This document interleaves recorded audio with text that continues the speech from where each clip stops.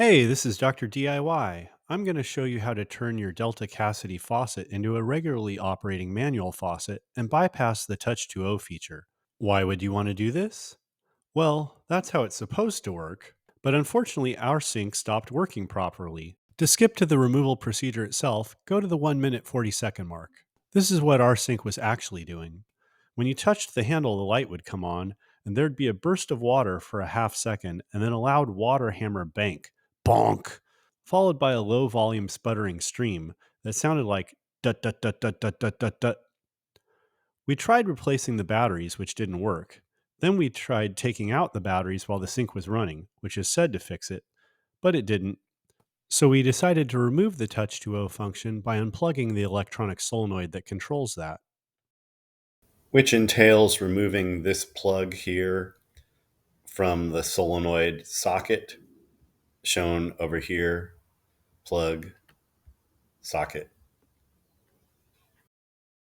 But that didn't work. So we decided to physically remove the solenoid, which is basically an electronic on-off switch. And now, it works great. Before removing the solenoid, we were afraid we'd have to buy a whole new faucet. These prices are just from one website, but if you were thinking about replacing the whole faucet, you could see that it could be quite expensive. You could buy the solenoid itself, but that's not cheap either, at least $100. This is how it'll look under the sink with the solenoid removed. Be sure to put a tub underneath before you start the removal procedure. Okay, for the removal procedure, you will want to take out the solenoid, which is this part here in gray. You'll see that this latch will be upright, and you will want to flick it downwards like this.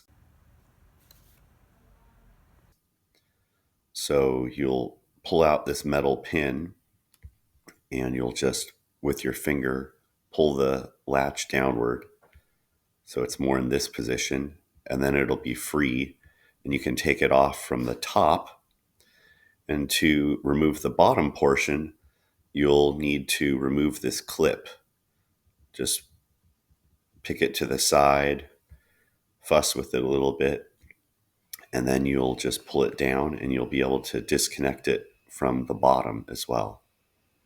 The reinstallation procedure is to connect the braided hose here to the gray plastic above. And you can see that in the diagrams here. This is the gray plastic above with the solenoid removed. And this is the braided part here, the solenoid removed. So this white tip joins with the gray piece here, and you just push them together and reuse this clamp here that's number 4 to clamp them together. And then you're reinstalled and ready to go. I hope you enjoyed this video and it helped you out. If it did, please hit like so it'll be easier to find for others. Consider subscribing. If I was able to save you some money, consider buying me a cup of coffee. Don't worry, no annoying subscription needed. I hope you have a great day. I'll see you the next time something breaks.